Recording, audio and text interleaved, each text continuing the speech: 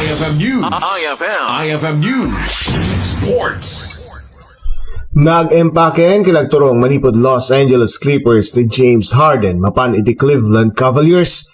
Dahito yung team ay kay Nem at team iti agtawan ng talupulok at inem ngay star guard. Kalpasan ngay nala isunay iti Oklahoma City kas number 3 pick overall iti tawan 2009. Agsubli ni Harden iti East manipod West. Agandaten iti muna nga NBA title. Nakompleton iti dili dilayng Martes iti Amerika, Miyerkules iti Pilipinas, no sa Dino acquiren ti 11-time All-Star nga ni Harden kasukat ni guard Darius Garland ken iti second round pick.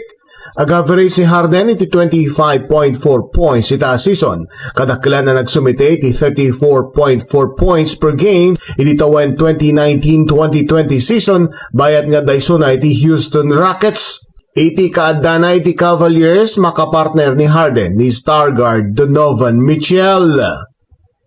Para iti IFM Sports, dahito ni Idol Joey C. Tatak RMN.